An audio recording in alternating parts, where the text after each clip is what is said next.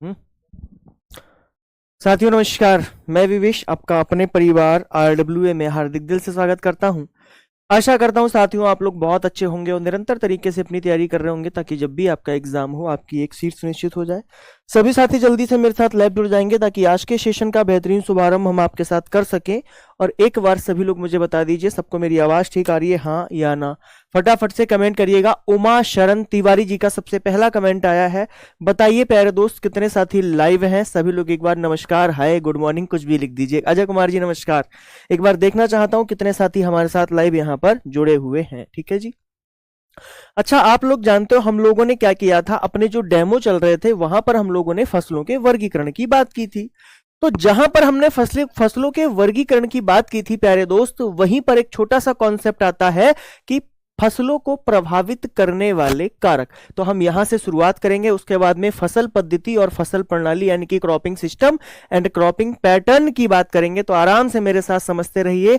मैं वादा करता हूं एक एक बात आपको अच्छे से समझ में आएगी और सारी चीजें आप लोग मेरे साथ में नोट करते रहिएगा। एक बार कमेंट्स दिखा दो।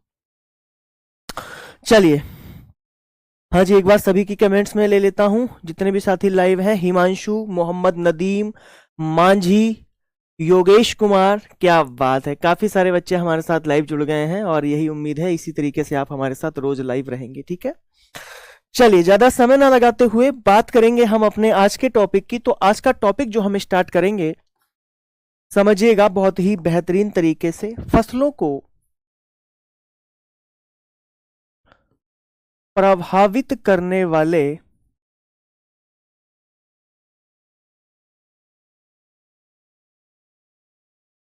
कारक। ठीक है जी, फसलों को प्रभावित करने वाले कारक। अच्छा, हमारी फसल अगर प्रभावित होती है तो कुछ कारण हो सकते हैं, आंतरिक हो सकते हैं, बाह्य भी हो सकते हैं। है भाई, फटाफट से बताइएगा। पहले एक बार जरा सभी लोग मुझे कमेंट करके बता देंगे कि कौन कौन से कारक होते हैं। फटाफट से बताओ भाई। है भाई, आप कहेंगे गुरुजी फसलों को प्रभावित करने वाले जो कारक होते हैं उनको हम मुख्यतः तीन प्रकार से बांट सकते हैं। कौन कौन से तीन प्रकार हैं जिनको बांटा जा सकता है, कोई बताना चाहेगा? देखिए, आपको मेंस भी लिखना है तो मेंस के आधार पर मैं आपको लेकर चलूंगा। बिल्कुल इसी प्रकार से आप लोगों को लिखना भी है आगे चल के। ठीक है, चलिए, फसलों को प्रभावित करने वाले कारक अगर मैं बात करता हूं यहां पर, तो इनको हम तीन प्रकार से बांट सकते हैं। कौन कौन से प्रकार से बांटेंगे समझिएगा। किसी भी क्षेत्र में फसल उत्पादन अनेक भौतिक, आर्थिक और सामाजिक संस्थागत कारकों से प्रभावित होता है। किससे किससे? भौतिक,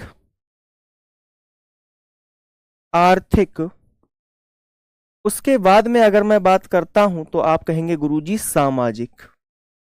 ठीक है ना, किससे? सामाजिक संस्थागत कारकों से निर्भर करता है। नोट करिएगा मेरे साथ साथ में।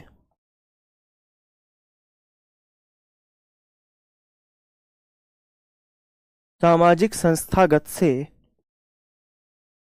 प्रभावित हो सकते हैं। सर एक बात बताइएगा, कौन कौन से कारण ऐसे हो जाएंगे? तो प्यारे दोस्त, इन्हें हम ब्रॉडली अगर करें तो इन्हें हम मुख्यतः तीन भागों में, तीन श्रेणियों में और बांटेंगे। कौन कौन सी तीन श्रेणियां होंगी आप लोग जानते हैं। सबसे पहली अगर मैं बात करता हूं प्यारे दोस्त, आपका हो जाएगा प्राकृतिक कारक। ठीक है ना, कौन सा हो जाएगा? प्राकृतिक कारक हो जाएगा। अच्छे तरीके से क्या करिएगा, समझिएगा। ठीक है जी, हाँ भाई। देखिए, नंबर एक की अगर मैं बात करता हूं तो आपके हो जाएंगे कौन से? प्राकृतिक कारक, यानी कि अगर हम बात करें तो नेचुरल हो जाएंगे। ठीक है जी। अच्छा, प्राकृतिक कारक की अगर मैं बात करता हूं तो यहां पर दो चीजें आपको देखने को मिलेंगी। कौन कौन सी? एक तो आर्थिक एवं तकनीकी कारक। ठीक है ना, प्राकृतिक कारक में आपको दो बातें देखने को मिलेंगी। कौन कौन सी? समझिएगा बहुत बेहतरीन तरीके से। सबसे पहला हो जाएगा आर्थिक एवं तकनीकी कारक। मैं एक एक बात आपको समझाऊंगा, साथ में नोट करिएगा। आर्थिक एवं तकनीकी कारक, पीडीएफ भी आपको हिंदी और इंग्लिश दोनों में मिल जाएगी, परेशान मत होइएगा। पहली बात तो ये हो गई, और दूसरी बात होगी सामाजिक एवं गति नीत कारण या फिर गति नीतिगत कारण। सामाजिक व, बहुत ही ध्यान से लिखिएगा, नीतिगत कारक। नीतिगत कारक, ये होते क्या क्या हैं, इन बातों को भी अभी हम क्या करेंगे, बहुत अच्छे तरीके से समझ लेंगे। देखिए प्यारे दोस्त, अगर हम इन कारकों की बात करते हैं, अगर हम इन कारकों की बात करते हैं प्यारे साथियों, तो ध्यान रखिएगा किस तरीके से आपको चीजों को समझना है। सबसे पहले आप लिखेंगे क्या, प्राकृतिक कारक। नंबर 1 से हम यहां पर स्टार्ट करेंगे। क्या लिखेंगे, प्राकृतिक कारक। कमेंट्स वगैरह एक बार देख लेता हूं भाई, सभी लोगों को आवाज वगैरह बिल्कुल सही आ रही है ना, किसी को भी कोई डाउट तो नहीं है ये? हाँ, क्या बोल रहा है, गुरुजी बहुत ही बढ़िया पढ़ने को मिल रहा है, हमें कृषि बहुत कम आती है। कोई बात नहीं, अब आपने ज़्यादा आने लगेगी। गोविंद, सॉरी गुरुजी, आज क्लास अटेंड नहीं कर पाएंगे क्योंकि बीएचयू हॉस्पिटल गए। अच्छा बेटा, कोई बात नहीं, अगर कोई ऐसी बात है तब तो फिर मजबूरी ही बन जाती है इंसान की, है ना। लेकिन जितने भी साथी लाइव हैं वो अच्छे तरीके से चीज़ों को समझें और क्या करें, पढ़ते रहें। देखिए, अगर मैं सबसे पहली यहाँ पर बात करता हूँ तो किसकी बात की जाएगी, प्राकृतिक कारक की। और प्राकृतिक कारक की जब हम बात करेंगे तो इसमें नंबर ए पर आ जाएगा क्या, जलवायु। क्या आ जाएगा प्यारे दोस्त, जलवायु आ जाएगा। सर जब जलवायु आएगा तो जलवायु के अंतर्गत, अच्छा जलवायु का मतलब क्या होता है, क्लाइमेट, ठीक है ना, क्या होगा, क्लाइमेट। इंग्लिश में भी थोड़ा सा लिखते चलेंगे। और जहां पर बात क्लाइमेट की आएगी प्यारे दोस्त, वहां पर आता है क्या, तापमान। तापमान को क्या बोलते हैं, टेम्परेचर बोलते हैं। अगर बात तापमान की आई है तो प्रत्येक फसल को एक न्यूनतम, अधिकतम व आदर्श तापमान की आवश्यकता होती है। प्रत्येक फसल को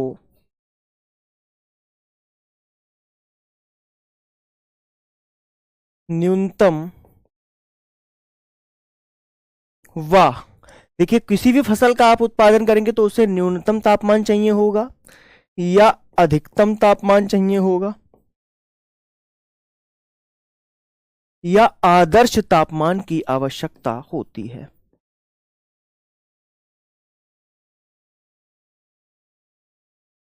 अभी मैं आपको दोबारा से समझा दूंगा। आवश्यकता होती है, इतनी बात को क्या करिए, नोट कर लीजिएगा।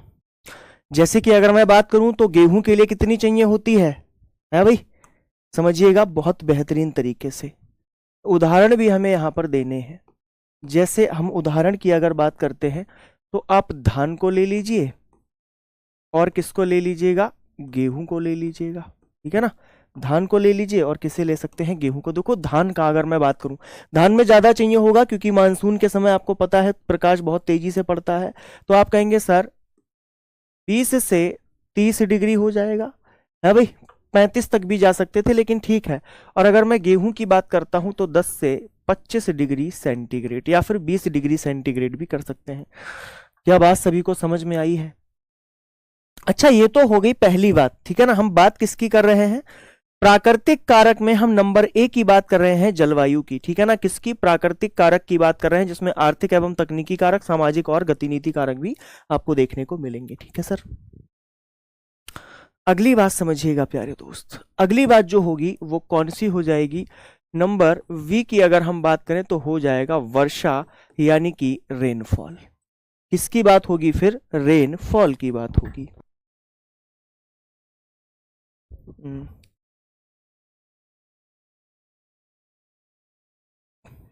चलिए, अगर हम रेनफॉल की बात करते हैं प्यारे साथियों, तो देखिए बहुत आसानी से समझिएगा, फसल के प्रकार के अनुसार आवश्यकता अलग अलग होती है। फसल के प्रकार के अनुसार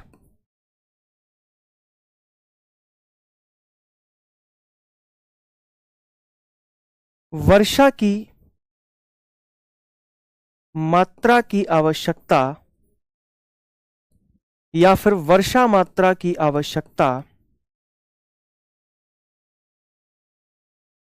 अलग अलग होती है या फिर भिन्न भिन्न प्रकार की होती है, अलग अलग होती है। देखिए, चावल अगर आपने उगाया आपकी फसल यानी कि खेत में, बरसात ज्यादा हो गई तब तो आपकी फसल जीवित रह सकती है, लेकिन गेहूं के समय पे यदि बारिश हो जाए तो क्या होगा आपको पता है? फसलें नष्ट होने की संभावना हो जाती है। ठीक है ना? जैसे अगर मैं धान की बात करूं और गेहूं की बात करूं तो समझिएगा, यहां पर मैं छोटे छोटे से एग्जाम्पल भी लेता रहूंगा। धान और यहां पर क्या, गेहूं। एक एवरेज रेनफॉल को अगर हम लिखें प्यारे दोस्त, तो धान के लिए लगभग 100 से 200 सेंटीमीटर आप ले सकते हैं, लेकिन अगर गेहूं की बात होगी तो मात्र 50 से 75 सेंटीमीटर। 50 से 75 सेंटीमीटर। क्या बात सभी को समझ में आई है भाई? अब एक बात यहां पर नोट करके आपको और लिखनी है, पूछो क्या? असामान्य या फिर अनियमित वर्षा होने पर, या फिर सूखा, या फिर बाढ़ का खतरा। तो यहां पर दो कंडीशन और बन जाती हैं। अगर वर्षा अनियमित हो जाए तब हमारी फसल को क्या हो जाएगा? फसल को खतरा रहेगा, पहली बात तो ये है। और अगर सूखा हो जाए तो भी फसल को क्या रहेगा? खतरा रहेगा। ठीक है ना? बहुत ही सिंपल लैंग्वेज में मैंने लिखवाया है, समझ लीजिएगा। चलिए, इतनी बात समझ में आ गई आप लोगों को? बताएं। पीडीएफ आपको हिंदी और इंग्लिश दोनों में मिलेगी, बिल्कुल भी आप लोगों को परेशान नहीं होना है। देखिए, अगर मैंने क्लाइमेट की बात की है तो सारी चीजें आपको वही मिलने वाली हैं, और जो पीडीएफ की स्लाइड नहीं बनी होगी वो जो बच्चा होगा जो हमारी पीडीएफ बनाता है वो आपको बनाकर प्यारे दोस्तों दे देगा। ठीक है जी? चलिए अगली बात करते हैं। तो यहां तक किसी को कोई डाउट नहीं हुआ होगा? अच्छा, दूसरी जो चीज हम यहां पर लेंगे उसको लेंगे क्या? आर्द्रता को, यानी कि ह्यूमिडिटी को लेंगे। नंबर सी लिखिएगा। आर्द्रता जानते हैं आप लोग, जिसको हम ह्यूमिडिटी के नाम से जानते हैं। आर्द्रता को क्या कहेंगे प्यारे दोस्त? ह्यूमिडिटी कहेंगे। समझिएगा, उच्च आर्द्रता कीट व रोगों के फैलाव में योगदान देती है। जैसे अगर ज्यादा आर्द्रता हो जाएगी तो वो क्या करेगी प्यारे दोस्त? हमारे जो रोग हैं और जो कीट हैं उनको बढ़ावा देना शुरू कर देगी।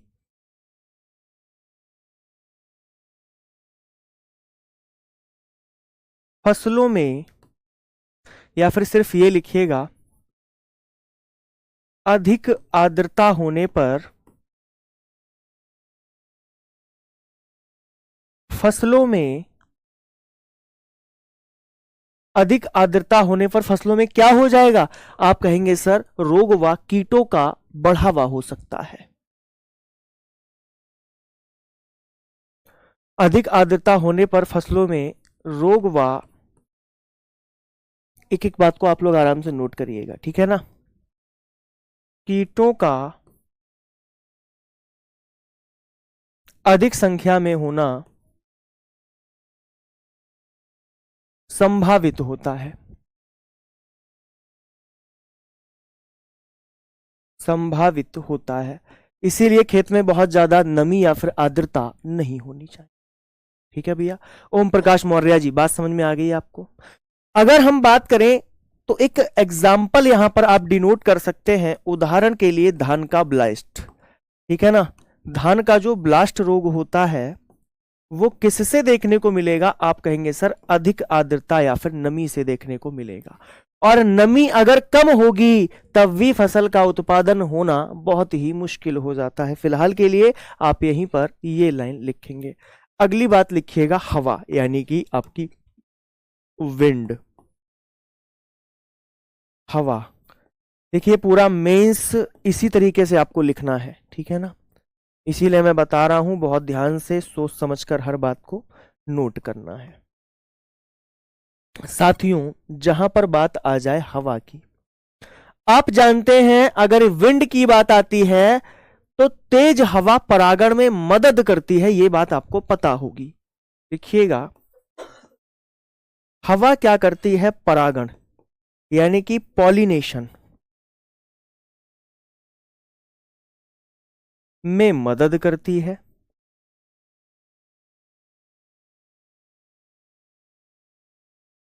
जैसे किसमें मदद करेगी पता है आपको? दो एग्जाम्पल ले लेते हैं, जैसे कि ज्वार और मक्का।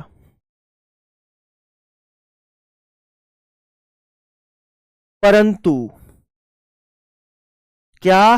परंतु लेकिन तूफानी हवाएं फसलों को गिरा सकती हैं। लेकिन तूफानी हवाएं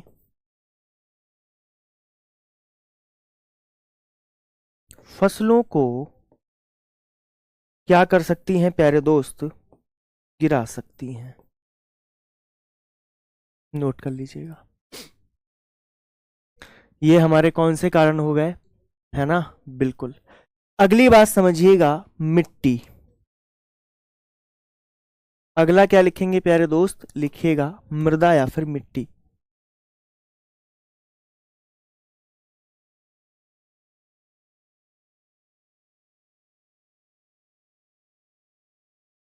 अगर हम बात मृदा की करते हैं, देखिए मिट्टी के होते हैं प्रकार, और हर प्रकार की मिट्टी में आप अधिक मतलब अलग अलग फसलों का उत्पादन कर सकते हैं। जैसे कि अगर मैं बात करता हूं, प्रत्येक मृदा में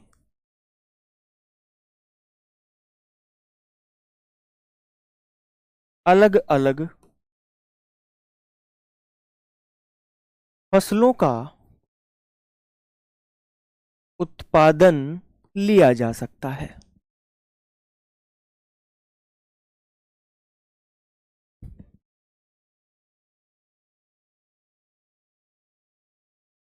ठीक है जी। यहां पर बात हो रही है फसलों को प्रभावित करने वाले कारक, और मृदा भी एक कारक ही है। जैसे अगर हम बात करें उदाहरण के तौर पर, यहां पर सिर्फ उदाहरण ही लिखने हैं, है ना? सिर्फ उदाहरण ही लिखने हैं आपको, आप पूरी थ्योरी लिखने मत बैठ जाइएगा, क्योंकि आपको 125 शब्दों में आंसर देना है भाई। अगर हम उदाहरण के लिए बात करें, जैसे हम ब्लैक सॉइल को ले लें, भैया हिंदी में ही लिखता हूं मैं, जैसे कि हम किसको ले लें? काली मृदा को ले लें। काली मृदा में कौन सी फसल अच्छी होगी?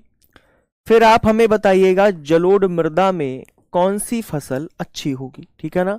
उसके बाद में अगर लाल लेटेराइट मृदा की बात करता हूं तो यहां पर कौन सी अच्छी होगी? लाल लेटेराइट मृदा। तीन एग्जाम्पल बहुत हैं, और ये मोस्ट इंपॉर्टेंट चीजें मैं आपको लिखवा रहा हूं। देखिए काली मृदा में हम किसका उत्पादन ले लेंगे? जैसे कि कपास, यानी कि कॉटन। आप जानते हैं कपास के लिए उपयुक्त है। अगर जलोढ़ मृदा की बात होती है तो आप कहेंगे सर चावल, गन्ना, और किसको ले लेंगे? गेहूं को ले लेंगे। अगर हम लाल लेटेराइट मृदा की बात करते हैं तो आप कहेंगे सर यहां पर हम मूंगफली कर सकते हैं, और क्या कर सकते हैं प्यारे साथी? बाजरा कर सकते हैं, है ना? मूंगफली को कर सकते हैं, और क्या कर सकते हैं? बाजरा को कर सकते हैं। अच्छा, जब हम मृदा की बात कर रहे हैं तो मृदा से संबंधित एक बात और आती है, क्या?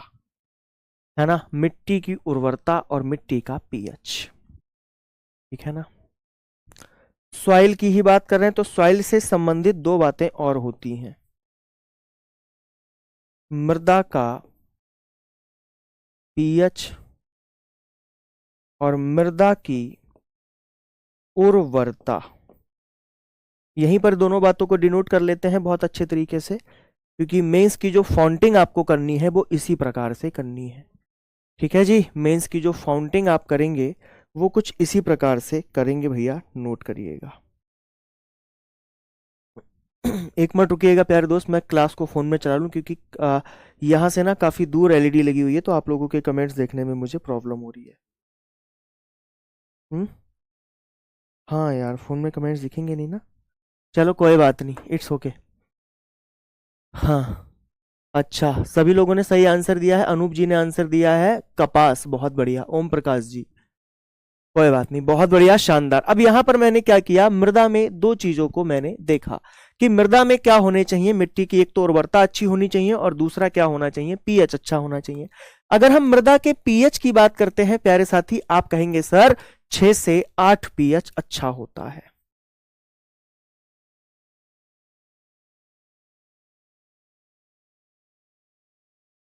है ना। अगर हम मृदा की उर्वरता की बात करते हैं प्यारे दोस्त, किसकी बात की जाए, उर्वरता, तो उसमें कार्बनिक पदार्थ, सूक्ष्म तत्व आदि की उपलब्धता अच्छी होनी चाहिए। मृदा में सूक्ष्म तत्व, कार्बनिक पदार्थ की मात्रा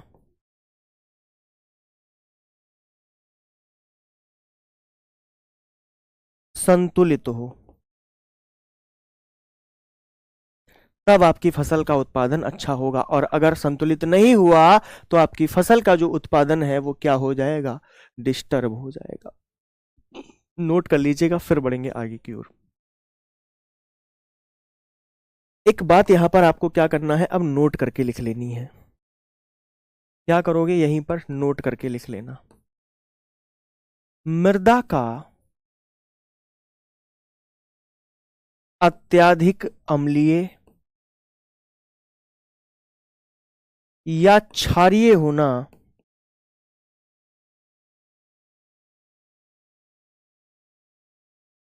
उत्पादन पर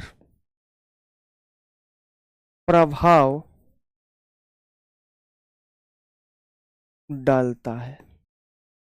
इस बात को भी आप लोग नोट करके लिखेंगे, और जब आप मेंस में लिखेंगे तो भी इस प्रकार के नोट पॉइंट आप वहां पर बना दिया करेंगे। ठीक है जी, नोट करिएगा, थोड़ा सा स्पीड में चलें फिर हम लोग और आगे की ओर, है ना।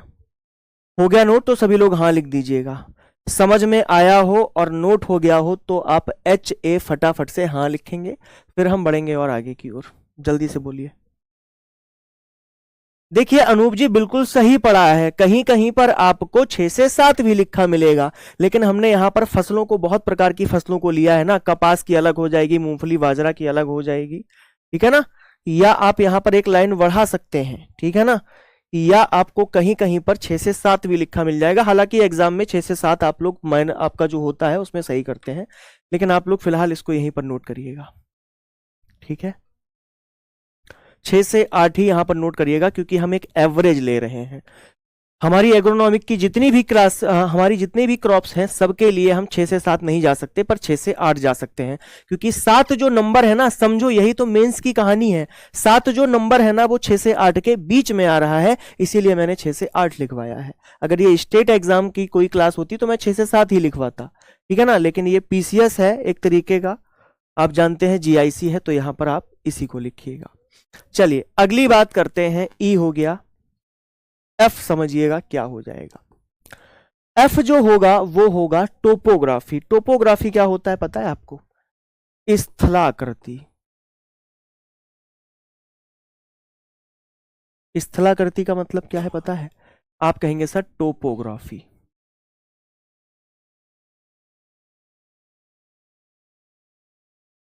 सर जी टोपोग्राफी क्या होती है ये बताओ।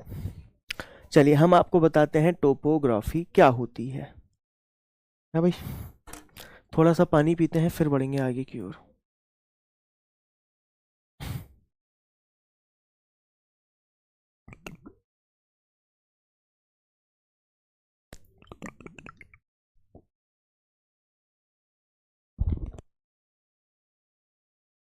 देखिए प्यारे दोस्त, टोपोग्राफी जो होती है ना, उसका जो सीधा सीधा संबंध होता है वो मृदा से होता है।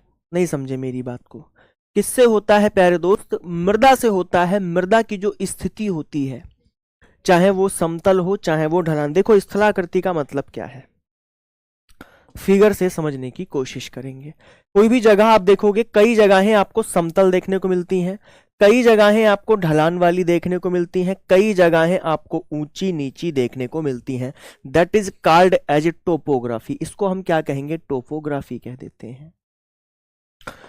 कुछ मृदाएं कैसी हो जाएंगी, ऊंचाई पर हो जाती हैं, कुछ मृदाएं ढलान पर होती हैं। समझिएगा, यहां पर मैं लिख देता हूं, ये ऊंचाई वाली मृदा हो गई। ये कौन सी मृदा हो गई, समान है तो ये समतल मृदा हो गई। ये कैसी हो गई, निचली मृदा हो गई, है ना। और ये कैसी हो गई, ऊबड़ खाबड़ हो गई।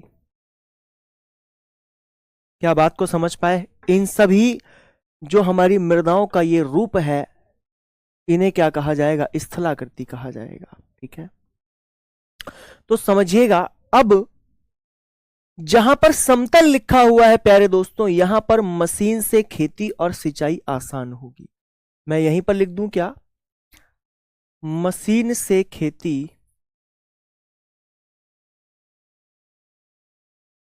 व सिंचाई कैसी हो जाएगी, इसमें आसान हो जाएगी। अरे बोलो हाँ या ना।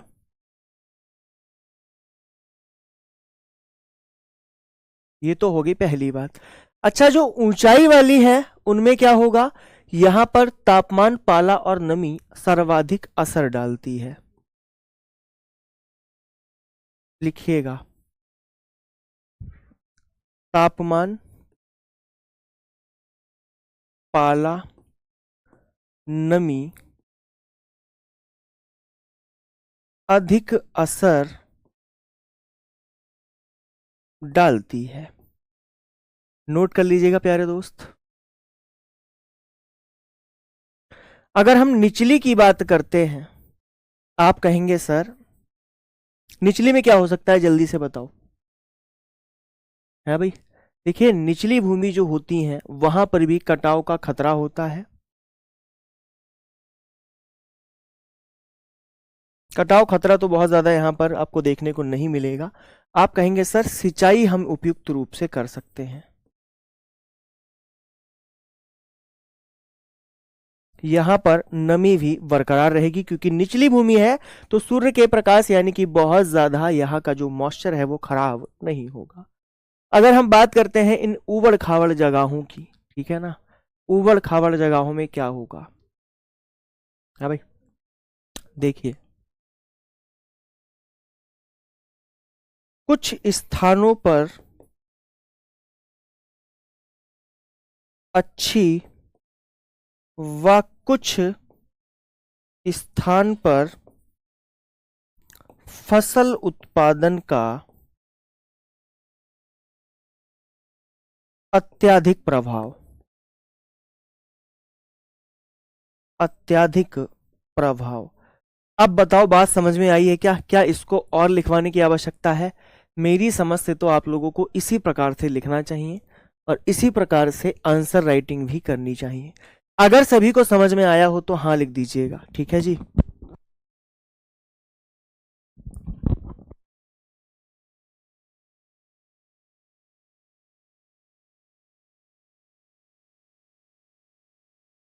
सोनम जी, सपना सिंह, लिख दिया सब लोगों ने। ओम प्रकाश जी, एक बार फिर से हाँ लिखिए, फिर बढ़ेंगे और आगे की ओर।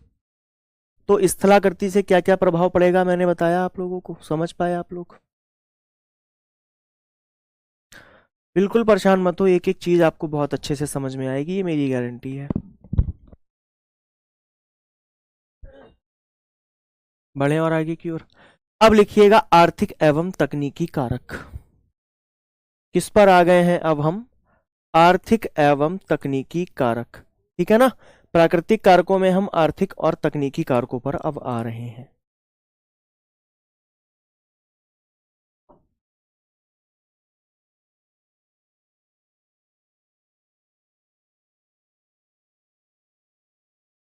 ठीक है, नोट करिएगा आर्थिक एवं तकनीकी कारक।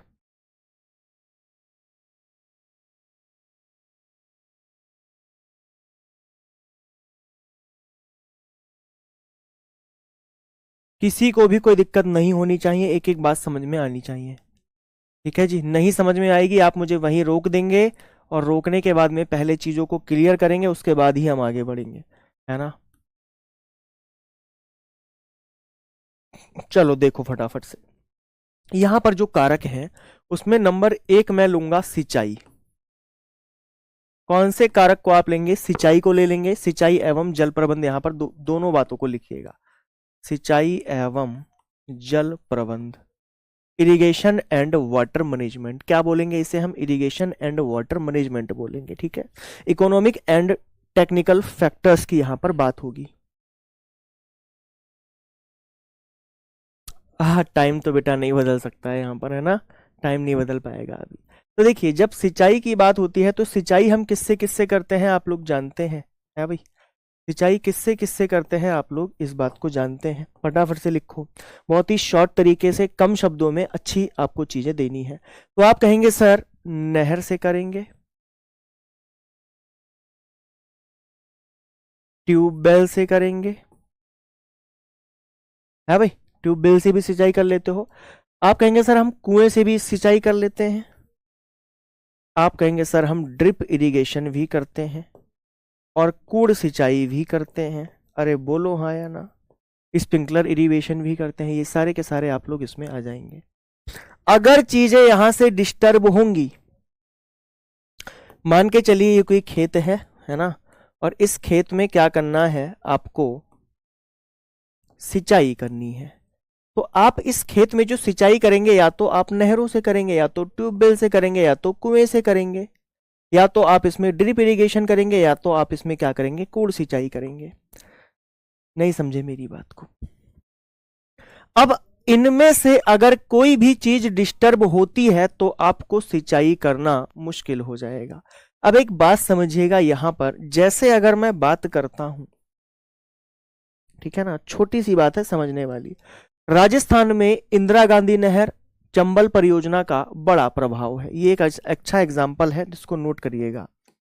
राजस्थान में,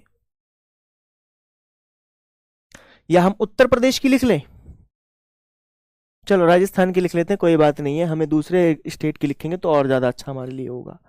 राजस्थान में इंदिरा गांधी नहर, वाह, एक नहर और है वहां पर चंबल परियोजना का,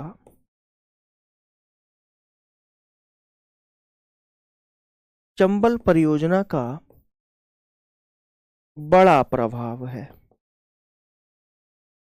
ठीक है, नोट कर लीजिए।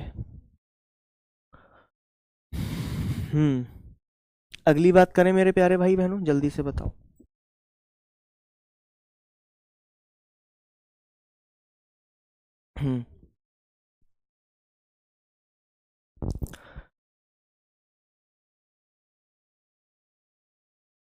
कूड़ क्या होता है? कूड़ होता है फर्रो मेथड, ठीक है ना। कूड़ क्या होता है? फर्रो मेथड होता है। जो फर्रो होते हैं ना, कूड़ पानी डालकर उनमें सिंचाई की जाती है, वो कूड़ होते हैं, यानी कि फर्रो होते हैं। बहुत अच्छा कि आप हमारे साथ इन्वॉल्व हैं और सभी चीजों को समझने की कोशिश भी कर रहे हैं। चलिए अगली बात लिखिएगा, आर्थिक और तकनीकी की बात हो रही है। नंबर वी पर हम लिखेंगे क्या? बीज यानी कि सीड। किसानों को कौन सा बीज दिया जाता है, जरा बताना तो हमें एक बार। हाँ भाई, किसानों को कौन सा बीज दिया जाता है? तो आप कहेंगे सर यहां पर बीज की गुणवत्ता का हमें ध्यान रखना है, ठीक है ना। हाँ जी बिल्कुल अभिषेक कुमार। तो लिखिएगा बीज व बीज की गुणवत्ता का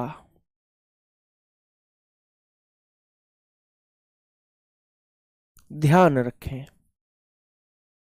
सिर्फ ध्यान लिखिएगा। अगर आपने ध्यान नहीं रखा तो फसल, जाहिर सी बात है, बीज अच्छा नहीं बोओगे तो फसल अच्छी कहां से हो जाएगी। अच्छा, कैसे ध्यान रखना है इन बातों को समझो, इसी प्रकार से लिखिएगा। बिल्कुल आप कहेंगे सर उच्च उत्पादक हो, रोग प्रतिरोधी हो, है भाई, कैसा हो? रोग प्रतिरोधी हो, और कैसा हो? सूखा व लवणता सहनशील किस्में हो। सूखा और लवणता सहन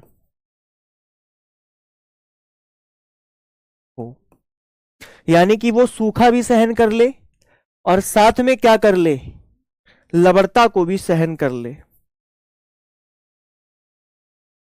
इतनी बात को नोट करिएगा। एक काम आपको और करना है, प्रमाणित व संकर बीज का प्रयोग करना है, यानी कि सर्टिफाइड और हाइब्रिड का प्रयोग करना है। प्रमाणित व कौन सा करोगे, दोबारा से बता देता हूं, आप कहेंगे सर संकर बीज का प्रयोग करें।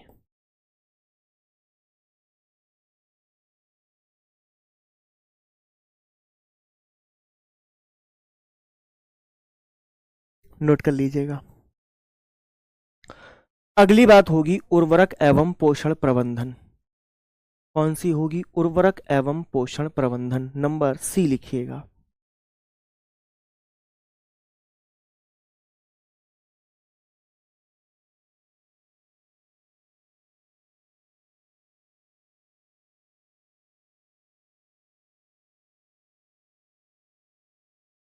इसको किस तरह से किया जाएगा, देखो।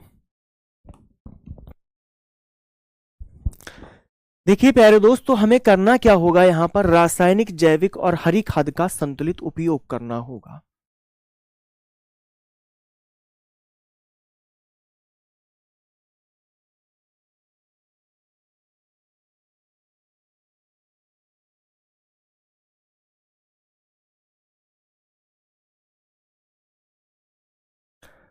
का संतुलित प्रयोग। अगर आपने ज्यादा खाद लगा दी तो प्रॉब्लम है, और अगर आपने कम खाद लगा दी तो भी दिक्कत होगी। साथ में याद रखिएगा, सूक्ष्म पोषक तत्वों का पूरक प्रयोग करें।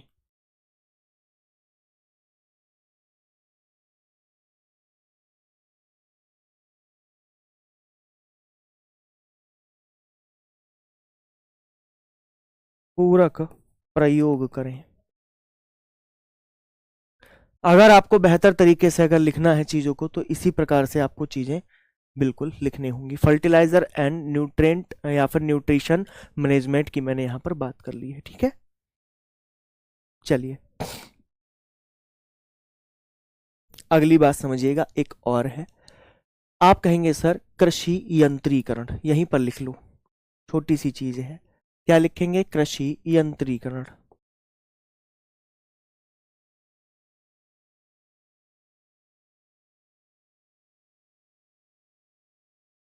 इंग्लिश में क्या बोलेंगे, आप कहेंगे सर एग्रीकल्चर, है ना, मैकेनाइजेशन। एग्रीकल्चर मैकेनाइजेशन, जैसे tractor, harvester, seed drill, rotavator आदि उपयोग करके श्रम की बचत करें।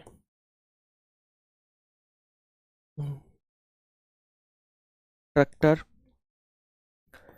Rotavator, harvester. अगर आपने इनको देखा नहीं है तो एक बार देख जरूर लीजिएगा कि ये दिखते कैसे हैं, पता चले आपको यही ना पता हो कि ये होते कैसे हैं, है भाई।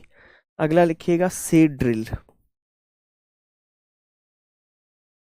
आदि का प्रयोग करके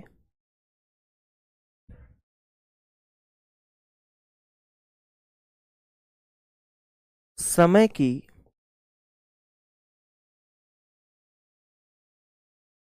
बचत करें। नोट कर लो भाई, ठीक है। एक चीज आपको यहां पर और लिखनी है, क्या, तकनीकी नवाचार। ये फसलों को प्रभावित करने वाले सारे के सारे कारक हैं भाई, ठीक है।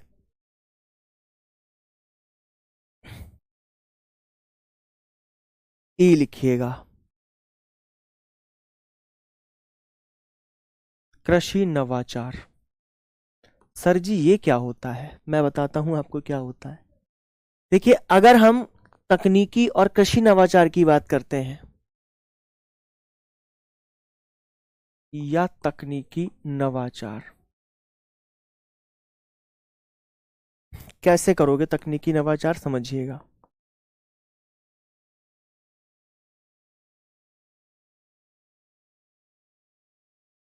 इसको करने के तरीके समझिएगा प्यारे दोस्त। देखिए आपको करना क्या है, आपको करना है फसल चक्र का प्रयोग।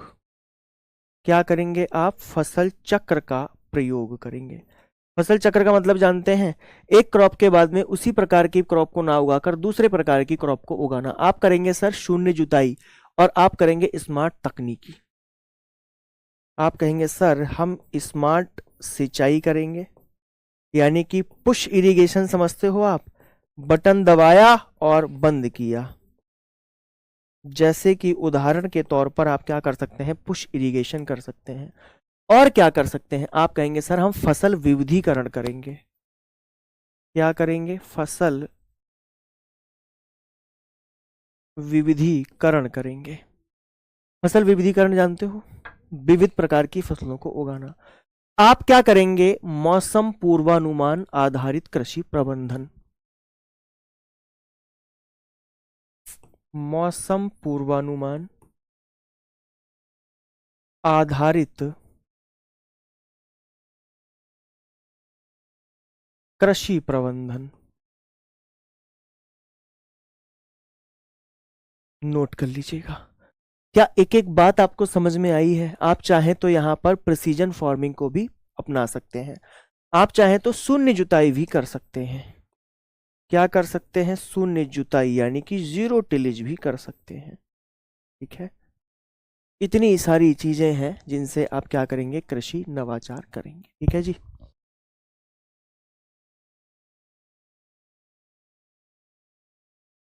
बताएं, क्या सभी लोग मेरी बात को अच्छे तरीके से समझ पाए? किसी भी ज्ञानी प्राणी को कोई डाउट तो नहीं हुआ यहां तक? है भाई, बोलिएगा। बीज उपचार भी, अच्छा, ठीक है, बहुत बढ़िया। अब नंबर 3 पर आते हैं, सामाजिक एवं गतिनीति कारक, ये लास्ट है। ठीक है ना, क्या लिखेंगे, सामाजिक एवं गतिनीति कारक, ये आपके लास्ट हो जाएंगे, नंबर 3।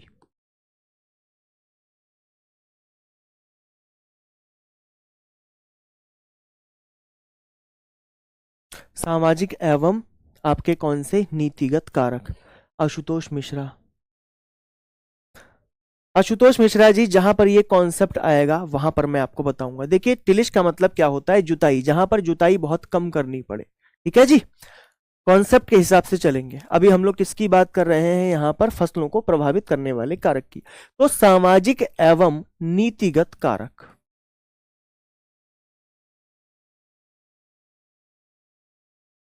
कौन कौन से कारक हो सकते हैं बताइएगा। देखिए, बहुत ही बेहतरीन तरीके से आपको समझना है। जैसे कि श्रम, और श्रम में आप क्या लिखेंगे, श्रम की उपलब्धता। श्रम उपलब्धता, सर इसका मतलब क्या है यहां पर, ये बताइए प्यारे दोस्त। श्रम उपलब्धता जो है, जैसे कि कटाई में समस्या, श्रमिकों की उपलब्धता हो जाए, बुवाई, कटाई, निराई, है ना, जैसे कि बुवाई, निराई और कटाई, ये 3 चीजें मेन होती हैं कृषि के लिए। हाँ भाई, तीनों चीजें मेन है। समय पर कृषकों की उपलब्धता ना होना, समय पर कृषकों की उपलब्धता, अगर बड़ा क्षेत्र है तो यहां पर उपलब्धता अगर नहीं होगी तो फसल उत्पादन पर एक बहुत बड़ा प्रभाव पड़ेगा। अगला लिखिएगा, बाजार एवं मूल्य, क्या लिखेंगे, बाजार एवं मूल्य, ये क्या है, इसको और देख लो एक बार साथियों, समझिएगा बहुत ही बेहतरीन तरीके से।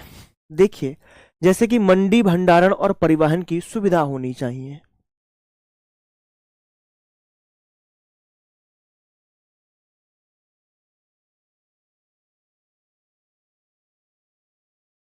वह परिवहन की सुविधा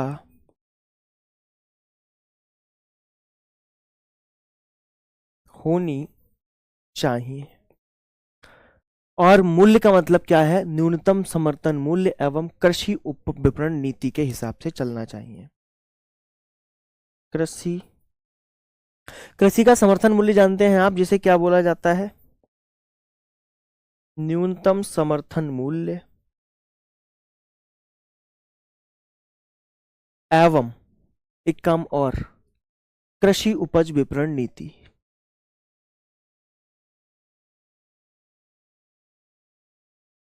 कृषि उपज विपणन नीति, इन बातों को क्या करिएगा, नोट कर लीजिएगा।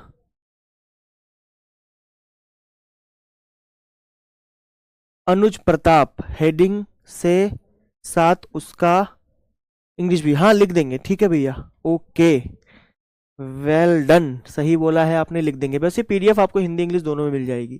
तो समझिएगा यहां पर क्या बोलेंगे इसे, सोशल एंड पॉलिसी फैक्टर्स, लिख लो भैया। ठीक है जी,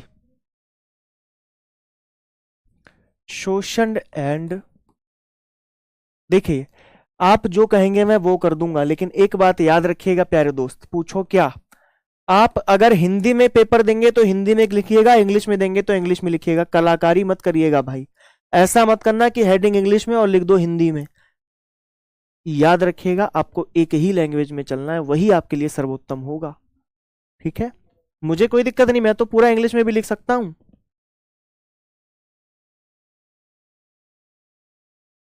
नोट कर लो भाई, है ना, social and public factors. Labour availability हो जाएगा मार्केट एंड, है ना, क्या है आपका मूल्य, मार्केट एंड प्राइस हो जाएगा। ठीक है, मैं हेडिंग लिखता भले ही नहीं हूं इंग्लिश में, पर बोल तो देता हूं, आप वहां से लिख लिया करो। चलिए जी, अगली बात समझते हैं नंबर वी की। नंबर वी क्या होगा यहां पर देखिएगा, सरकारी नीतियां व योजना, सामाजिक परंपराएं व ज्ञान, उसके बाद में जलवायु परिवर्तन और पर्यावरणीय कारक। लिखिएगा नंबर बी, सी में, सी डी, तीन चीजें और लिखो, इसी के अंतर्गत आएंगी सरकारी नीतियां एवं योजनाएं।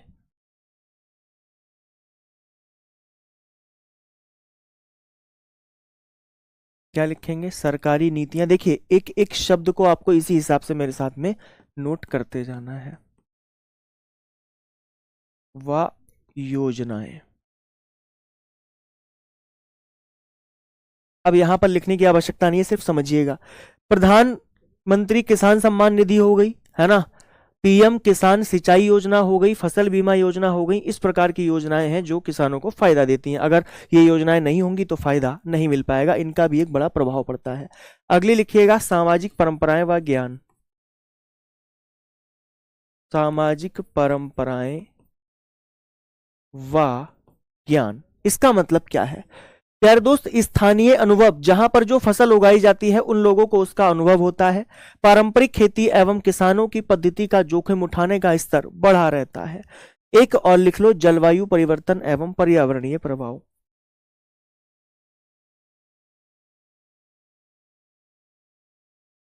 एवं पर्यावरणीय प्रभाव। ठीक है, मैंने इसको यहां पर क्यों लिखा, इसका मतलब समझिएगा। देखिए होता क्या है, कभी कभी तापमान में वृद्धि हो जाती है, अनियमित मानसून आ जाता है, ठीक है ना, और चरम मौसम घटनाएं हो जाती हैं, जिनके कारण क्या होता है, नुकसान हो जाता है फसलों का। जिनके कारण क्या हो जाता है, फसलों का नुकसान हो जाता है। इस बात को भी याद रख लीजिएगा। अब बताएं, क्या यहां पर ये सारी बातें आप लोगों को समझ में आई हैं? किसी को कोई डाउट तो नहीं हुआ है? बस इस बात का हमें आप क्या करिए, आंसर दे दीजिएगा। है भाई?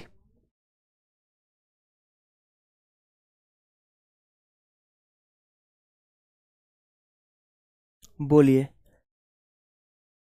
यही आपका लेवल है और इसी लेवल के हिसाब से हमें क्या करना पड़ेगा, चलना पड़ेगा। पीडीएफ भी मैं आपको दूंगा, सारी चीजें आपके लिए बेहतर हैं। आपको हिंदी और इंग्लिश दोनों में पीडीएफ दे दी जाएगी। ठीक है जी, बोलो, आ गई ना बात समझ में सभी ज्ञानी प्राणियों को? बिल्कुल आनी भी चाहिए। अगली बातें करें? है भाई, फटाफट से बताओ, अगली बातें की जाए। अब हमारी जो अगली बात रहेगी मेरे प्यारे भाई बहनों,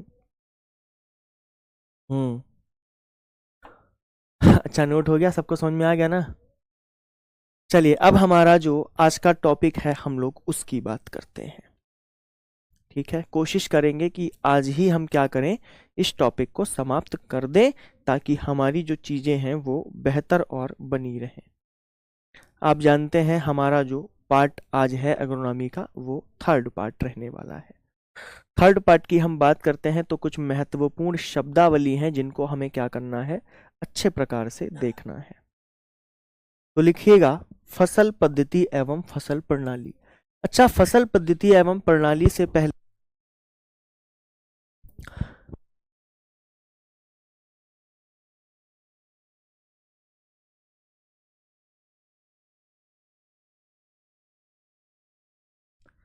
समझिएगा, बहुत ही बेहतर।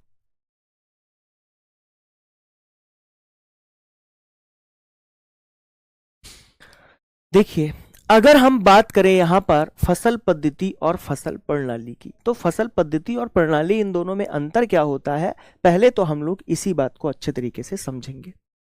अच्छा, अच्छे से समझने से पहले दो बातें मैं यहां पर आपको नोट करवाना चाहूंगा, पहले तो उनको लिखिएगा।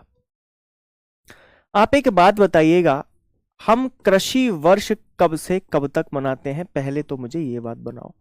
और दूसरा होता है वित्तीय वर्ष, जिसको हम फाइनेंशियल ईयर के नाम से जानते हैं। एग्रीकल्चर ईयर क्या होता है या फिर एग्रीकल्चर क्रॉप ईयर के नाम से जानते हैं। यहां तक बात समझ में आई है तो सभी लोग हाँ लिख दीजिएगा। फिर हम बात करेंगे किसकी, कृषि फसल वर्ष, लिख लो। देखिए अगर मैं किसी फसल वर्ष की बात करता हूं, आप कहेंगे सर एक आपका जुलाई से 30 जून तक होता है, 1 जुलाई से 30 जून तक होता है। और अगर मैं वित्तीय वर्ष की बात करता हूं यानी कि फाइनेंशियल ईयर की बात करता हूं तो 1 अप्रैल से 31 मार्च तक होता है, 1 अप्रैल से 31 मार्च तक। ये छोटी छोटी मगर मोटी बातें हैं, इनको याद रखिएगा। आप जानते हैं क्योंकि जुलाई जो हमारे यहां पर है धान एक मुख्य फसल होती है, इसीलिए इसका आधार जो लिया गया है प्यारे दोस्तों वो मानसून ऋतु की फसलों से लिया गया है। जैसे भारत की मुख्य फसलों में अगर हम देखें तो धान और गेहूं आता है, तो हमारा जो धान है उसका उत्पादन जुलाई में ही किया जाता है, मतलब जो उसकी बुवाई है वो जुलाई में ही की जाती है। क्या बात सभी साथियों को समझ में आई है अभी? बिल्कुल आ गई होगी। इतनी बात करने के बाद में एक बात और समझिएगा, ये हमारा फाइनेंशियल ईयर है जो कि आपसे जनरल एग्जाम्स में पूछा जाता है, जो कि आपका 1 अप्रैल से 31 मार्च तक का होता है। अब एक बात यहां पर मुझे आप लोगों से पूछनी है, मैं बड़ा आधार से लेकर चलूंगा स्टार्टिंग से, क्योंकि हमें क्रॉपिंग पैटर्न क्रॉपिंग स्कीम पढ़नी है। फिर हमें क्या पढ़ लेना है प्यारे दोस्तों, बताऊंगा मैं आपको, एक एक चीज अच्छे तरीके से समझिएगा। फिलहाल की जो मैं आपको बता रहा हूं उसको नोट करिएगा। अगर मैं पूछूं आपसे कि इंपॉर्टेंस ऑफ एग्रीकल्चर क्या है, इंपॉर्टेंस ऑफ एग्रीकल्चर का मतलब है कृषि का महत्व क्या है, तब आप मुझे क्या बताएंगे, लिखिएगा।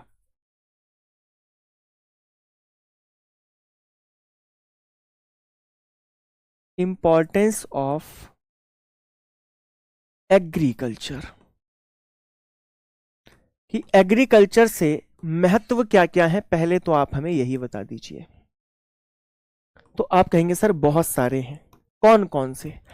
नंबर 1 की अगर मैं बात करता हूं तो कृषि से आपको क्या मिलता है, रोजगार मिलता है, बोलो हाँ या ना। अगली बात अगर मैं करता हूं तो आप कहेंगे सर जीडीपी में कंट्रीब्यूशन यानी कि सकल घरेलू उत्पाद में, सकल घरेलू उत्पाद में भागीदारी यानी कि कंट्रीब्यूशन। नंबर 3 की अगर मैं बात करता हूं तो नंबर 3 क्या मिलता है प्यारे दोस्त, ये बता दो। आप कहेंगे सर एग्रीकल्चर यानी कि कृषि करने से हमें मिलता है रॉ मटेरियल, जिसे हम बोलते हैं कच्चा माल। कृषि से आपको क्या मिलता है, कच्चा माल मिलता है। नंबर 4 एक चीज और मिलती है, जानते हो क्या, कोई बताना चाहे मुझे फटाफट से। आप कहेंगे सर फूड सिक्योरिटी मिलती है, अर्थात खाद्य सुरक्षा मिलती है। अगर आपके पास फूड है, अगर आपके पास अनाज है तभी तो आपको सुरक्षा मिलेगी, तो आप कहेंगे सर फूड सिक्योरिटी मिलती है। ठीक है भैया, क्या बात को समझ पाए, जल्दी से बताओ। यहां तक अगर किसी को कोई डाउट हो तो मुझे कमेंट में मेंशन करिएगा।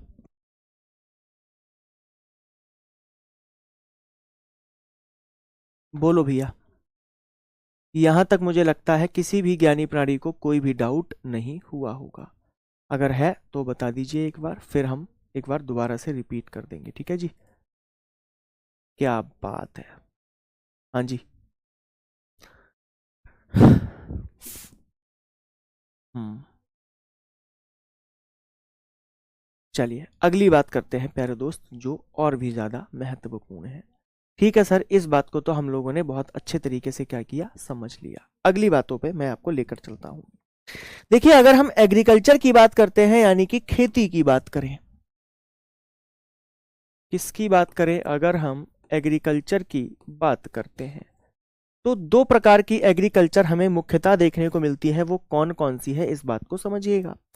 अगर हम बात करें प्यारे दोस्तों तो हम करते हैं 2 प्रकार की खेतियां, एक होती है हमारी टिकाऊ खेती और दूसरी खेती आपको पता है कौन सी होती, कोई बताना चाहेगा, जल्दी से बोलो। है भाई, टिकाऊ खेती का तो नाम सबने सुना होगा, किसने किसने सुना है टिकाऊ खेती का नाम, जरा बताना तो हमें एक बार, है जी। टिकाऊ खेती का नाम किसने किसने सुना है, एक बार जरा हमें ये बता दो। सर जीके जीएस की क्लास मिलेगी? हाँ भैया, जीके जीएस की क्लास मिलेगी, आज से आप लोगों की क्लास स्टार्ट हो गई होगी, है ना।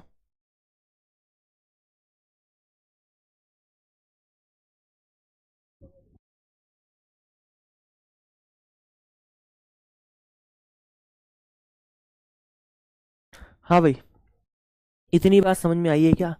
आप कहेंगे सर टिकाऊ खेती का मतलब पता है क्या होता है? टिकाऊ खेती का जो मतलब है वो होता है क्या, जिसमें कि हमने क्या किया हो, रसायनों का प्रयोग ना के बराबर किया हो। रसायनों का प्रयोग इसमें हम नहीं करते, और नहीं करने से क्या होगा, हमारी जो मृदा है उसकी संरचना खराब नहीं होती, उसकी संरचना खराब नहीं होती। पहली बात तो ये है। अब जब मृदा की संरचना खराब नहीं होगी तो ये लंबे समय तक की जा सकती है, इसीलिए इसको हम क्या कह देते हैं, टिकाऊ खेती के नाम से जानते हैं। नंबर एक ये हो गई। और नंबर दो पता है कौन सी होती है भाई?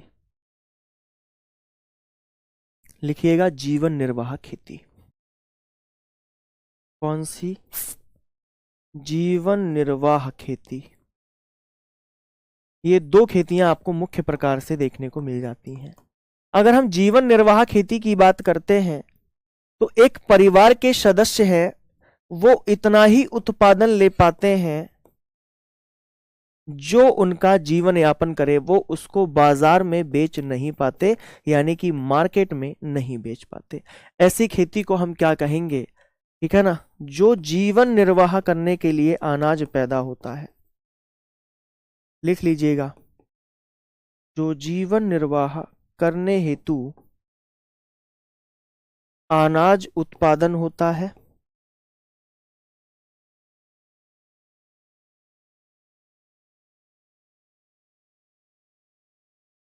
ना कि बाजार बिक्री हेतु, ना कि बाजार बिक्री हेतु। ठीक है, कोई प्रभाव नहीं पड़ेगा। हाँ जी, बहुत बढ़िया, सही बात बोली है भाई आपने, इसमें कोई भी डाउट नहीं है। ठीक है, क्योंकि मुझे आपको ले जाना है आगे तक, इसलिए मैं बिल्कुल बेसिक से आपको लेकर चल रहा हूँ। ठीक है ना, बेसिक से चलने का फायदा ये हो जाएगा कि चीज़ें आपको अच्छे तरीके से समझ में आ जाएंगी, है ना, क्योंकि हमें क्रॉपिंग इंटेंसिटी की बात करनी है। तो जब हम क्रॉपिंग इंटेंसिटी की बात करेंगे तो बिल्कुल स्टार्टिंग से आपको लेकर चलेंगे। ठीक है, अब आते हैं अपनी मेन चीज़ों पर। सबसे पहले यहाँ पर जो प्यारे दोस्त हम बात करेंगे वो पता है किसकी बात करेंगे? महत्वपूर्ण शब्दावलियों की बात करते हैं, जिसमें कि हम फसल पद्धति की बात करेंगे, यानी कि क्रॉपिंग पैटर्न की बात करेंगे। लिखिएगा,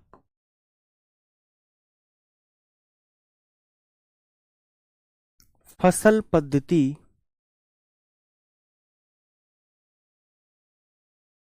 एवं फसल प्रणाली, इसको क्या बोला जाता है? Cropping pattern and cropping system.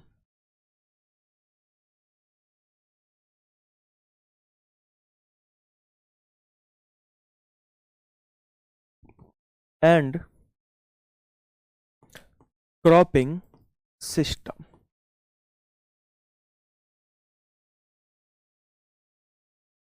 देखिएगा,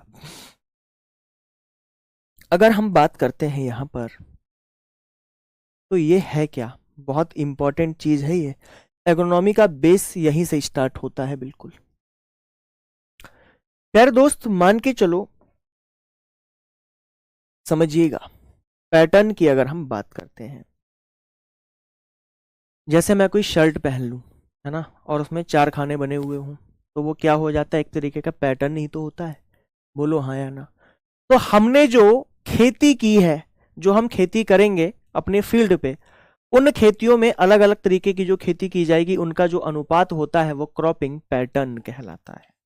क्या कहलाता है मेरे प्यारे भाई बहनों? क्रॉपिंग पैटर्न कहलाता है। क्या बात समझ में आई है? देखिए, ये कोई भूमि है, ठीक है ना? ये क्या है? कोई भूमि है, और भूमि के किसी टुकड़े पर हमने फसलों का पैटर्न यानी कि इकाई क्षेत्र में समय पर विभिन्न फसलों को किया है। एक फसल का उत्पादन हमने कुछ इस प्रकार का ले लिया, समझते जाना आप लोग बहुत अच्छे तरीके से। एक फसल का उत्पादन एक टुकड़े पर लिया, एक फसल का उत्पादन इस टुकड़े पर ले लिया। अब इनका जो अनुपात होगा, ठीक है ना, ये भी एक फसल है, ये भी एक फसल है, और ये भी क्या है? फसलें हैं। इकाई क्षेत्र में हमने क्या किया है? इनको एक समय पर उगाया है और भिन्न भिन्न फसलों को उगाया है, तो इसके अंतर्गत जो आने वाला क्षेत्र है, ये जो क्षेत्र है ना, इस क्षेत्र का जो अनुपात होगा प्यारे दोस्त, वो क्या कहलाएगा? आप कहेंगे सर क्रॉपिंग पैटर्न कहलाएगा। पीडीएफ निकाल सकते हो, क्यों नहीं निकाल सकते हो पीडीएफ, है ना? तो फसल पद्धति की अगर मैं बात करता हूं, जिसको हम क्रॉपिंग पैटर्न बोलते हैं, आप कहेंगे सर जितना क्षेत्र हम एक फसल को देते हैं उसे फसल पद्धति कहते हैं। नोट करके लिखिएगा, जितना क्षेत्र हम एक फसल को देते हैं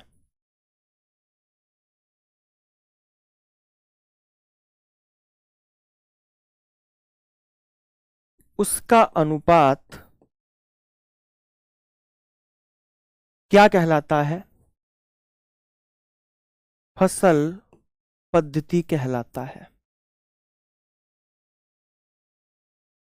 चलिए, इतनी बात को नोट कर लीजिएगा, और कोशिश करेंगे हम थोड़ा सा यहां पर आपके फसल पैटर्न को समझने की। देखिए, पीडीएफ से भी मैं आपको समझाऊंगा। ये कोई क्षेत्र है प्यारे दोस्त, ये एक खेत है, और इस खेत में हमने क्या किया है? फसलों को उगाया है, ठीक है? देखिएगा, सारी की सारी अलग अलग आपको देखने को मिल रही है। ये अलग है क्षेत्र में, ये अलग है ना? तो इनका जो अनुपात होगा वो क्या कहलाएगा? पैटर्न कहलाएगा। फसल पैटर्न से तात्पर्य अलग अलग समय पर विभिन्न फसलों की खेती के तहत भूमि के अनुपात से है। नहीं समझे मेरी बात को? फिर से समझिएगा, भूमि के किसी दिए गए टुकड़े के लिए फसलों का मतलब एक इकाई क्षेत्र में एक समय पर विभिन्न फसलों के अंतर्गत आने वाले क्षेत्रफल का या फिर क्षेत्र का अनुपात होता है।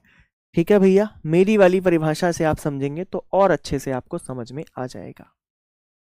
यानी कि हमने अलग अलग समयों में अलग अलग क्षेत्रों पर क्या किया है? फसलों को उगाया है। उन फसलों को उगाने का जो अनुपात है, that is called as cropping pattern. अगर सभी लोग बात को समझ गए हैं तो हाँ लिख दीजिए।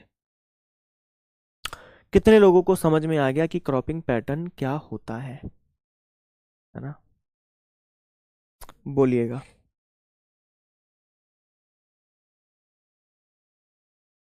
ठीक है, तो क्रॉपिंग पैटर्न आप लोग समझ गए। अच्छा, क्रॉपिंग पैटर्न समझने के साथ हम क्यों समझ रहे हैं, इनको समझना जरूरी क्यों है? आप जानते हैं फसल सघनता के बारे में। फसल सघनता क्या होती है, यहीं से कॉन्सेप्ट निकल कर आएगा। फसल सघनता की अगर मैं बात करता हूं तो पहले कितनी थी और अब कितनी है, इस बात का आंसर दो। वर्तमान में कितनी है? यार दोस्त, अगर हम बात करें तो पहले 136% थी, अब कितनी हो गई है? 152% हो गई है। ठीक है ना? कितनी हो गई है? अब 152% हो गई है, और ये बढ़ती है और हमेशा बढ़ती भी रहेगी। ठीक है, अब क्रॉपिंग, इसको क्या बोलते हैं, लिख लो यहां पर, क्रॉपिंग इंटेंसिटी।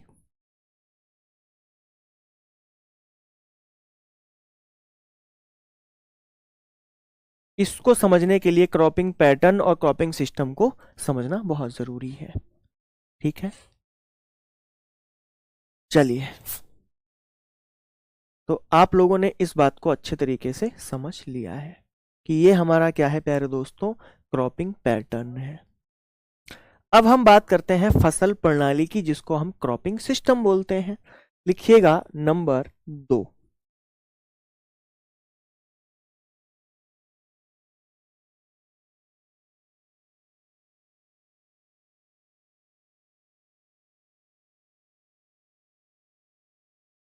लिखो तो जरा नंबर 2, क्रॉपिंग सिस्टम।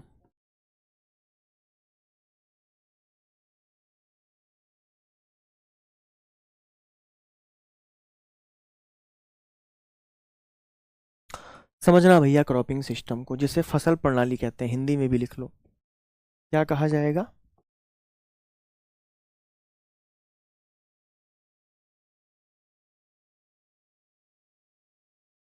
फसल प्रणाली कहेंगे। ठीक है, देखो जरा ये क्या है, बहुत आराम से चलेंगे। देखो पैटर्न का मतलब क्या होता है, पैटर्न का मतलब तो मैंने आपको बता दिया, एक तरीके का रेशियो। लेकिन अगर हम सिस्टम की बात करते हैं तो सिस्टम का मतलब क्या है? देखो, आप जब किसी भी फसल का उत्पादन लेते हो तो उत्पादन लेने के लिए खाद लगाते हो, बीज लगाते हो, पानी लगाते हो, तो एक सिस्टम बनाते हो, सिस्टम बनाने के बाद ही उत्पादन ले पाते हो। अरे बोलो हाँ या ना।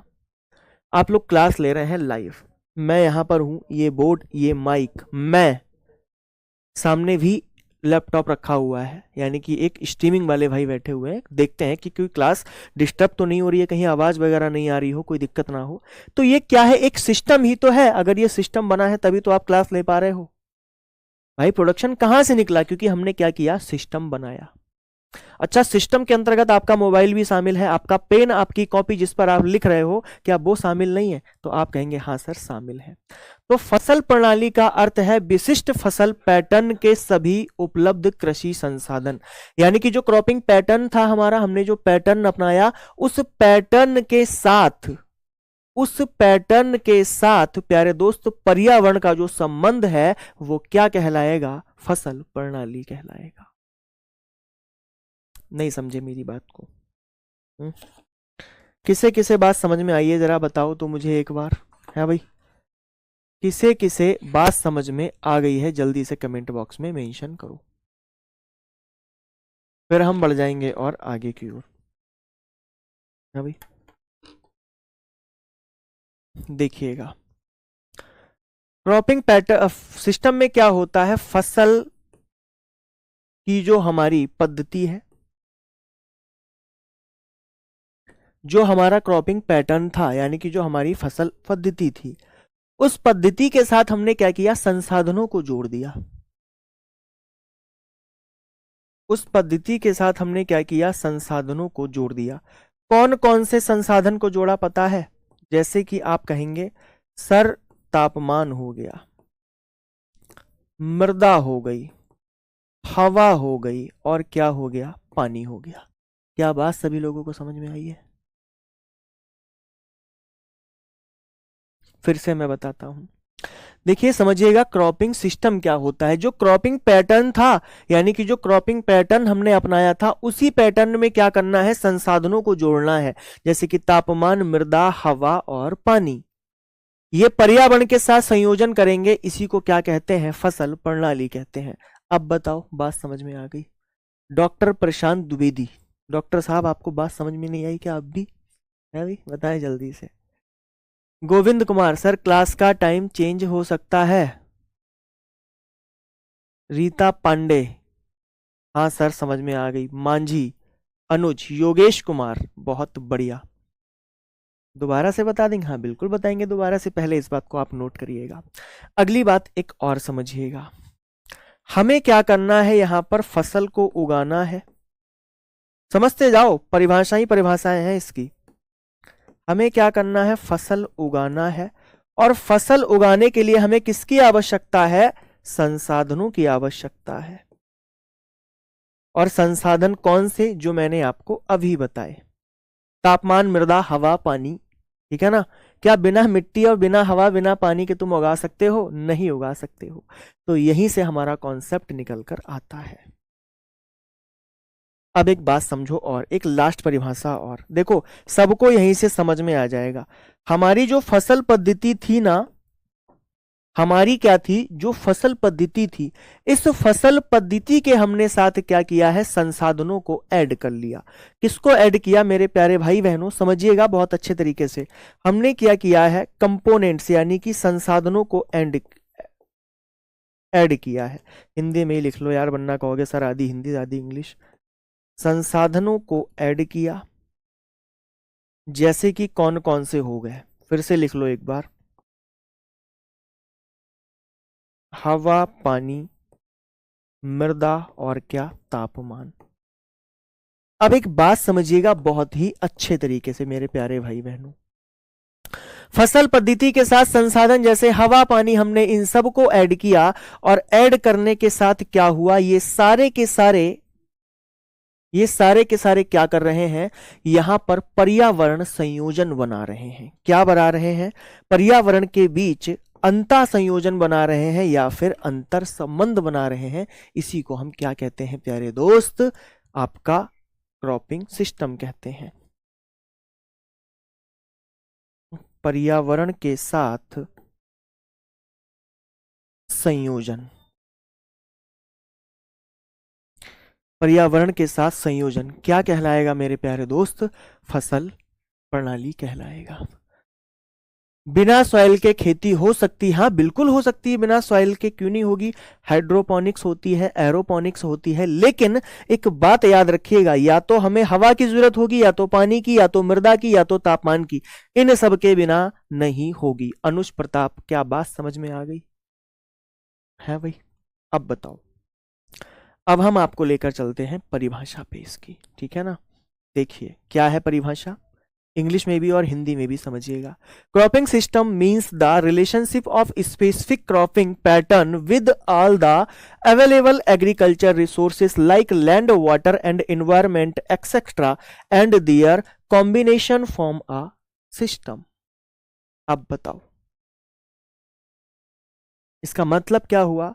फसल प्रणाली का अर्थ एक विशिष्ट फसल पैटर्न का सभी उपलब्ध कृषि संसाधनों से है, जैसे कि आपका हवा, पानी, मिट्टी, मृदा, इन सब से, और उनका जो पर्यावरण के साथ संयोजन होगा, that is called as cropping system, that is called as cropping system.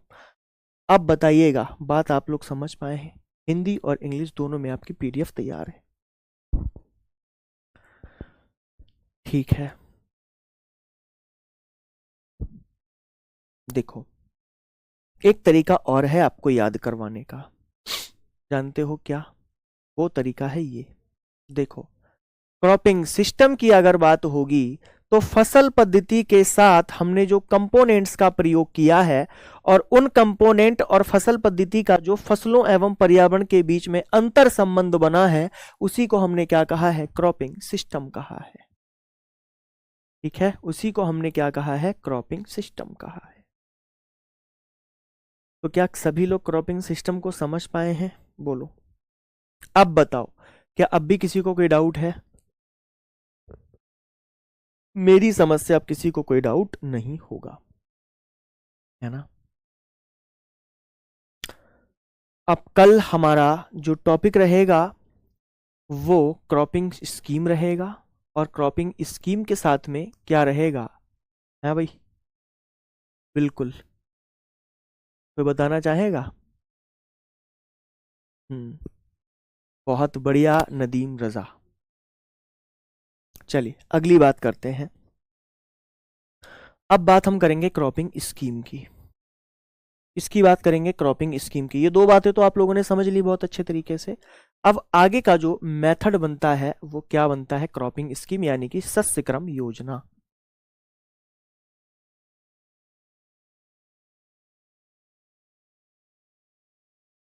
लिखिएगा,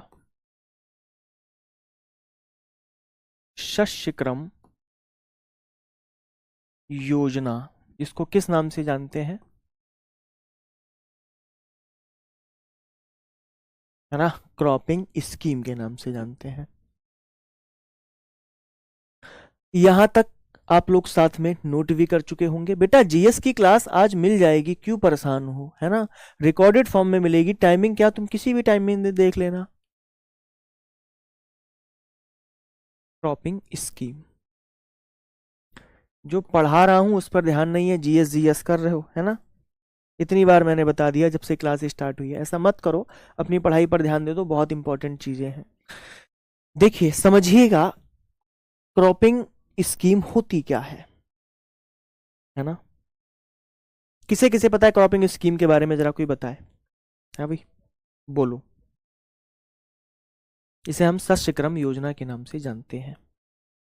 प्यारे दोस्त, इसका सीधा सा मतलब होता है, जानते हो क्या? फसल की उर्वरता, यानी कि मृदा और फसल की उर्वरता का ह्रास ना होते हुए हमें खेती करनी होती है। कैसे करनी होती है इस चीज को आप लोग देखिएगा। अरे भाई नीचे आ जा, चलो देखो।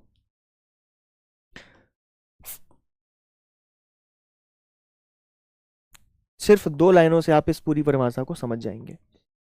हमें क्या करना है प्यारे भाई बहनों, मैं फिर से रिपीट करता हूं।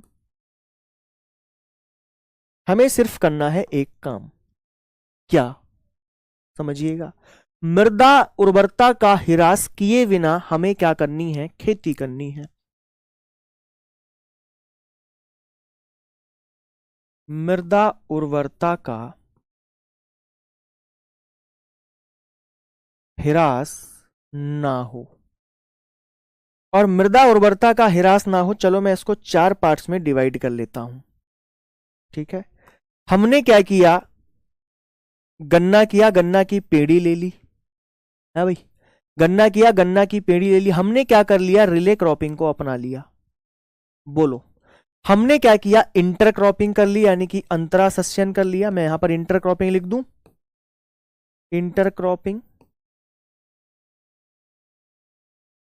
यानी कि अंतरा सस्यन कर लिया। और हमने क्या कर लिया? मिक्स्ड क्रॉपिंग कर ली, यानी कि मिक्स्ड क्रॉपिंग, जिसको हम हिंदी में क्या बोल देंगे? मिश्रित फसल का उत्पादन कर लिया। ये सारा का सारा हमारा किस में आ जाता है? शस्य क्रम योजनाओं में आ जाता है। बस इतनी सी बात है।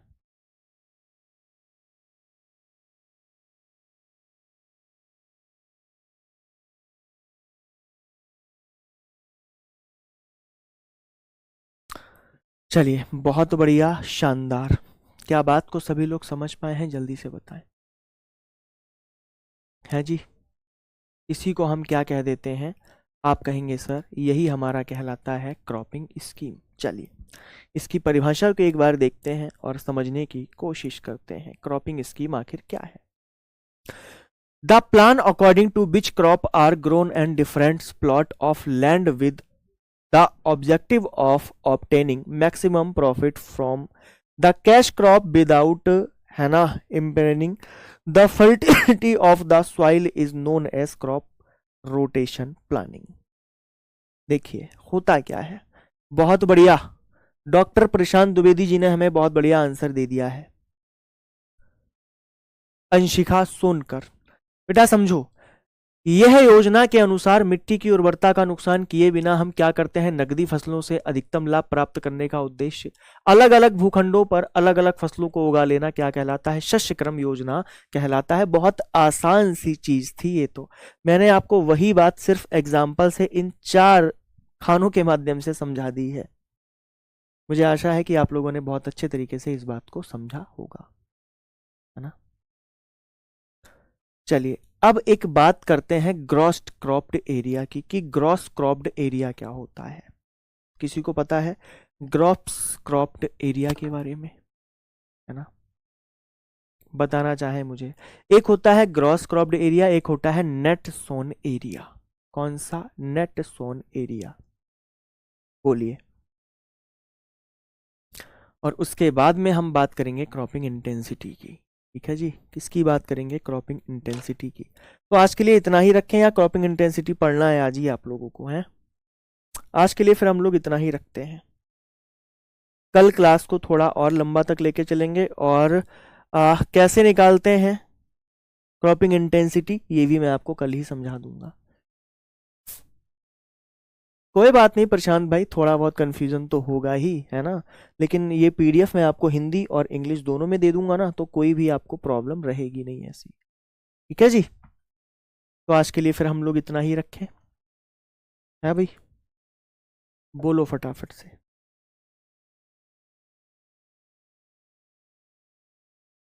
ठीक है, इतना ही रखते हैं फिर आज के लिए, है ना। और कल हमारी क्लास होगी बहुत ही बेहतरीन तरीके से, तो मैं आपको क्रॉपिंग इंटेंसिटी निकालना सिखा दूंगा वहीं पर। और क्रॉपिंग इंटेंसिटी के बाद में मैं क्या करूँगा, एक आपका जो नेक्स्ट टॉपिक है उस पर हम लोग बात करेंगे, ठीक है जी। हाँ जी, बहुत बढ़िया, शानदार। चलिए ठीक है, फिर आज के लिए इतना ही रखते हैं, कल मुलाकात करते हैं। आज की क्लास कैसी लगी है सभी लोग? आज हमारा टेलीग्राम ग्रुप ओपन हो गया भाई, ठीक है ना। टेलीग्राम ग्रुप जो है हमारा ओपन हो गया है, तो मैं चाहूंगा आज की क्लास आप लोगों को कैसी लगी है, आप इस ग्रुप में हमें ज़रूर बताइएगा, ठीक है ना। 8 से 11 आपका टाइम रहता है इस ग्रुप का, तो वहाँ पर आप लोग मुझे कमेंट करके ज़रूर बताइएगा। अब हमारी यूट्यूब पर क्लास नहीं होगी, अब हम लोग आ चुके हैं एप्लीकेशन में। अब ये जो क्लासें होंगी वो सिर्फ आप ही ले पाओगे, है ना। डॉक्टर प्रशांत द्विवेदी जी और बहुत सारे बच्चे हैं, मोहम्मद आसिफ, अनुज, योगेश, मंझी, गोविंद, ओम प्रकाश, अनुज, संदीप, ठीक है। सभी लोगों को क्लास कैसी लगी है मैं चाहूंगा आप लोग कमेंट्स बॉक्स में जरूर बताएंगे। चलिए ठीक है, फिर आज के लिए हम लोग इतना ही रखते हैं। कल अपनी मुलाकात करेंगे और कल यहाँ से क्वेश्चन कैसे बनते हैं वो भी मैं आपके लिए लेकर आऊंगा, ठीक है, वो भी मैं आपके लिए लेकर आऊंगा। चलिए ठीक है, फिर अपना ख्याल रखिएगा। जो लोग हमारे साथ बने रहे बहुत बहुत लोग धन्यवाद। जो लोग इस क्लास को रिकॉर्डेड फॉर्म में देखेंगे उन सभी ज्ञानी प्राणियों का भी बहुत बहुत धन्यवाद। तब तक के लिए अपना ख्याल रखिएगा। नमस्कार, जय हिंद, जय भारत।